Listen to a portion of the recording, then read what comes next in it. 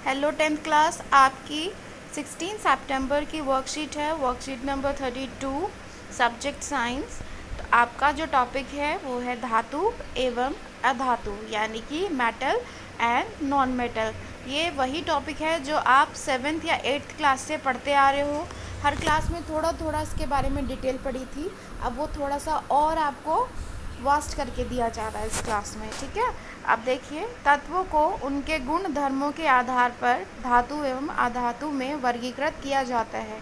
यानी कि जितने भी सब्सटेंस होते हैं उनको उनके प्रॉपर्टी के बेसिस पर मेटल और नॉन मेटल में डिफ्रेंशिएट किया जाता है, यानी कि अलग अलग किया जाता है।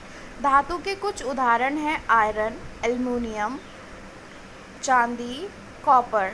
ठीक है, जिसको हम बोलेंगे आयरन, एल्युमिनियम, चांदी, कॉपर। ठीक है, ये सब इसके किसके उदाहरण हैं? धातु के। और अधातु क्या होती है?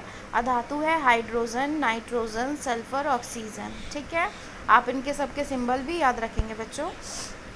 अब देखिए गुणधर्म, इसमें आपको क्या दिखाया गया है? धातु विद्युत के सुचालक होती हैं। ये आपने 8th में भी पढ़ा था कि जो धातु होती हैं वो इलेक्ट्रिसिटी की क्या होती हैं? गुड कंडक्टर होती हैं, यानी कि विद्युत को अपने में से प्रवाह होने देती हैं, इसीलिए उनको बोला जाता है सुचालक। ठीक है, जैसे कि अगर आप किसी आयरन मेटल से किसी तार को टच करेंगे, ओपन तार को टच करेंगे जहाँ पे जिसमें करंट है, तो ऑब्वियस है कि वो आपको करंट लग जाएगा। लेकिन अगर आप उस ओपन तार को किसी वुड से टच करेंगे तो आपको करंट नहीं लगेगा। तो यही होता है सुचालक और कुचालक। अब देखिए, इसमें आपको नेक्स्ट दिखाया गया है धातु के रासायनिक गुणधर्म। नेक्स्ट में आपको जो डायग्राम गिवन है वो डायग्राम है आपका धातु पर भाप की क्रिया, यानी कि जो धातु होती हैं वो भाप के साथ कैसे क्रिया करती हैं। अब देखिए, ये आपको एक बर्नर है, ये देखिए, ये आपको एक बर्नर है। ठीक है, ये स्टैंड है जिसमें आपने अपनी टेस्ट ट्यूब फिट की गई है। ये आपकी टेस्ट ट्यूब है। टेस्ट ट्यूब पे ये येलो कलर की जो है आपकी कॉर्क है। इस कॉर्क में एक निकास नली लगी है, यानी कि एक आउटलेट पाइप लगा है, जो किस में लगा है? एक इन्वर्टेड टेस्ट ट्यूब है। दूसरे स्टैंड में हमने एक इन्वर्टेड टेस्ट ट्यूब ली हुई है, यानी कि एक उल्टी टेस्ट ट्यूब है, और नीचे है आपका द्रोणी। ठीक है, तो जब हम, और जो दूसरी वाली आपकी टेस्ट ट्यूब थी उसके अंदर है आपके कांच के तंतु। ठीक है, जल में भीगे कांच के तंतु हैं, और ये आपकी क्वथनली है। जब आप नीचे से इसको हीट करेंगे तो इसमें गैस रिलीज़ होगी, और गैस रिलीज़ होने पर इसमें क्या होंगे? ये जो द्रोणी है इसमें क्या बबल फॉर्म होंगे, बुलबुले बुलबुले बुलबुले बनेंगे। ठीक है, तो आपके जो होंगे वो बबल फॉर्म होंगे, जो कि क्या आपको दर्शाएंगे? H2 गैस, यानी कि जो H2 गैस है वो रिलीज़ होगी। ठीक है, आपका ये वाला टॉपिक हो गया है गैस के साथ। अब नेक्स्ट है आपका गुणधर्म, यानी कि कौन कौन सी प्रॉपर्टी हैं और उसके बेसिस पे आप कैसे कैसे उसको डिवाइड करोगे। ठीक है, जो आपकी पहली प्रॉपर्टी है वो है धनात्मक चमक, यानी कि जो धातु होती हैं, धातु की जो सतह होती है वो चमकदार होती है, और जो अधातु होती हैं, अधातु चमकीली नहीं होती। और जो इसका एक अपवाद है वो है आयोडीन। जो धातु होती हैं वो चमकीली नहीं होती, यानी कि लस्ट्रस होती हैं। जो मेटल्स होती हैं वो शाइनी होती हैं, और नॉन मेटल शाइनी नहीं होती। कठोरता, ठीक है, कठोरता में क्या होता है? धातु जो होती हैं सामान्यतः कठोर होती हैं, हार्ड होती हैं, लेकिन लिथियम, सोडियम, पोटेशियम कैसे होते हैं? ये सॉफ्ट होते हैं, और इन्हें चाकू से काटा जा सकता है। अब देखिए, ये इसका अपवाद है। जो धातु होती हैं वो कठोर होती हैं, लेकिन लिथियम, पोटेशियम जो होते हैं ये सॉफ्ट होते हैं, इनको हम चाकू से काट सकते हैं। और जो नॉन मेटल होती हैं वो कठोर नहीं होती हैं, और इसका अपवाद है कार्बन का एक अवरूप हीरा। ठीक है, नेक्स्ट है आपका रूप। धातु कमरे के ताप पर ठोस रूप में पाई जाती हैं। ठीक है, जितनी भी मेटल होती हैं वो रूम टेम्परेचर पे सॉलिड फॉर्म में पाई जाती हैं, लेकिन जो मरकरी होता है एक मेटल है, वो किस फॉर्म में पाया जाता है? लिक्विड फॉर्म में। आपने देखा हो भी होगा, जब आप डॉक्टर के पास जाते हैं तो उसके पास एक बीपी मीजरिंग मशीन होती है, स्फैग्नोमीटर जिसको बोलते हैं, ठीक है, वो होता है। उससे जब हम मेज़र करवाते हैं तो उसकी जो ट्यूब होती है उसमें क्या फिल होता है? मरकरी फिल होती है, ठीक है। अब नेक्स्ट है धातु क्या होती हैं? अधातु ठोस भी हो सकती हैं और गैसियस भी हो सकती हैं, ठीक है, लेकिन इसका जो एक अपवाद है वो है ब्रोमीन। बेटा इनके जितने भी अपवाद हैं वो इम्पॉर्टेंट हैं, क्योंकि कभी कभी आपसे 1 मार्क्स में क्वेश्चन पूछ लिया जाएगा कि बताइए वो कौन सी अधातु है जो कि तरल पाई जाती है, तो उसमें आप क्या लिखोगे? ब्रोमीन लिखोगे। नेक्स्ट है बेटा आघातवर्धनीय, यानी कि कुछ धातुओं को पीटकर हम किस में परिवर्तित कर सकते हैं? पतली चादर के रूप में परिवर्तित कर सकते हैं। ये कैसा होता है? आघातवर्धनीय। और जो अधातु होती हैं, अधातु आघातवर्धनीय नहीं होती। तन्यता, तन्यता जैसे कि नाम से भी पता चल रहा है, तार, ठीक है, धातुओं को पतली तार में खींचा जा सकता है, अधातु को नहीं खींचा जा सकता। विद्युत वह ऊष्मा का चालक होता है, ठीक है, मेटल जो होती हैं विद्युत और ऊष्मा की चालक होती हैं, लेकिन अधातु क्या होती हैं? कुचालक होती हैं, ठीक है। अब इनके जो अपवाद हैं वो है लेड और मरकरी, ठीक है, और जो इसका अपवाद है वो है ग्रेफाइट, ठीक है। नेक्स्ट है बेटा घनत्व। सामान्यतः क्या होता है? अधिक घनत्व एवं उच्च गलांक होता है। मेटल्स जो होती हैं उनका घनत्व जो होता है वो अधिक होता है और गलांक क्या होता है? उच्च होता है। अपवाद है इसमें सोडियम और पोटेशियम, ठीक है, और जो अधातु होती हैं उनका जो घनत्व और गलांक होता है वो कम होता है। नेक्स्ट देखिए ध्वनिक, यानी कि साउंड। अगर आप मेटल की सरफेस पे कुछ चीज़ हिट करोगे, कुछ चीज़ मारोगे, तो आपको उसमें से साउंड सुनाई देगी, लेकिन जब आप नॉन मेटल को हिट करोगे तो आपको कोई साउंड नहीं सुनाई देगी। जैसे कि आप समझ सकते हैं कि आपने किसी स्टील की रोड है, ठीक है, स्टील रोड पे आपने टच किया तो आपको क्या एक साउंड महसूस होगी, लेकिन जब आप किसी वुडन सरफेस पे टच करेंगे तो आपको इतनी फाइन साउंड नहीं आएगी, ठीक है। तो ये हैं इसके कुछ गुणधर्म के बेसिस पे दोनों में अंतर। अब देखिए नेक्स्ट है आपका वायु के साथ अभिक्रिया। इसमें क्या होता है? धातु ऑक्साइड के साथ अभिक्रिया करके धातु ऑक्साइड बनाते हैं, यानी कि जितनी मेटल्स होती हैं वो ऑक्साइड के साथ रिएक्ट करके मेटल ऑक्साइड बनाती हैं।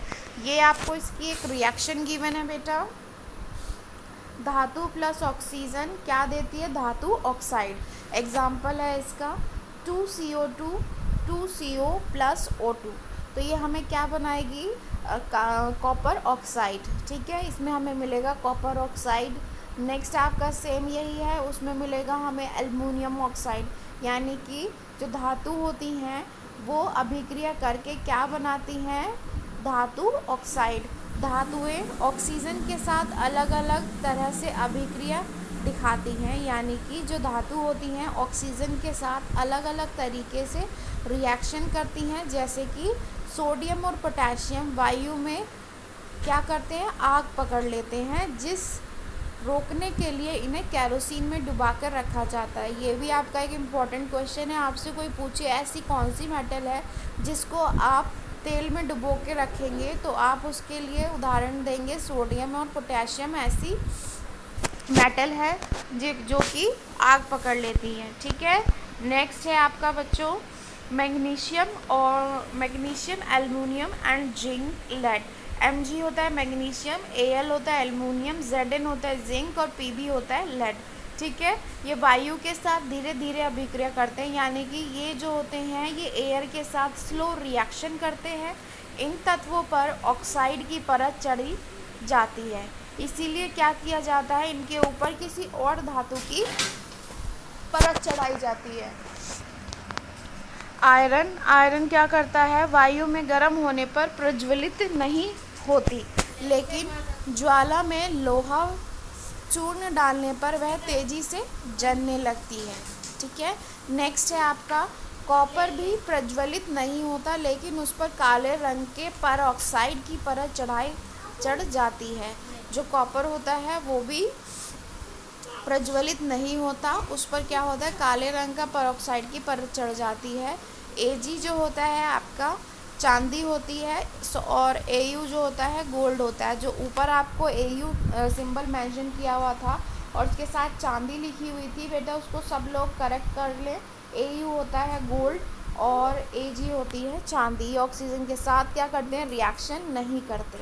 ठीक है, नेक्स्ट है आपका बेटा, अब ये वाटर के साथ क्या करेंगे, जैसे ऑक्सीजन के साथ इन्होंने धातु ऑक्साइड बनाया था, और ये क्या करेगा, धातु और जल के साथ मिलके धातु ऑक्साइड और साथ में क्या रिलीज़ करेगा, हाइड्रोजन गैस रिलीज़ करेगा।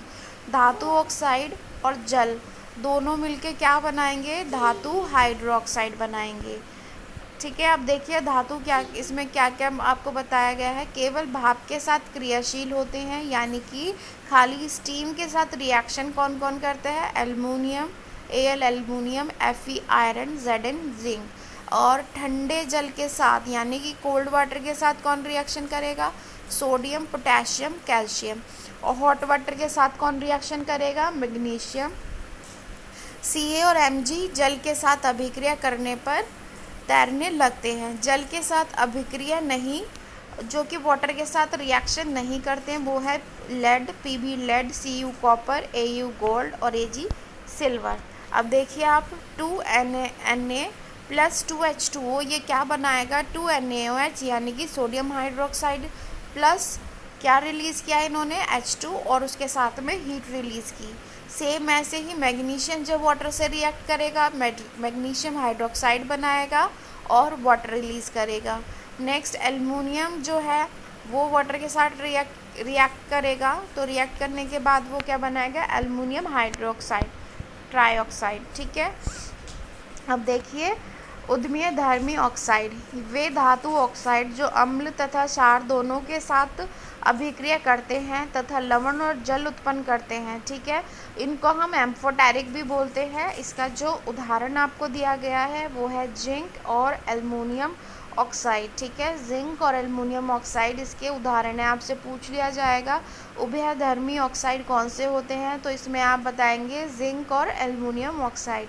अब देखिए Al2O3 और 6HCl ये क्या क्रिएट करेगा, AlCl3 प्लस H2O, सेम ऐसे ही NaAlOH, ये आ गया सोडियम एल्यूमिनेट। ठीक है, अब बेटा इसके क्वेश्चन आंसर देख लेते हैं। ऐसी धातु का नाम बताइए जो कमरे के ताप पर द्रव्य रहती है। धातु आपको पता है, ये कौन सा बताया था मैंने अभी, मरकरी बताया था।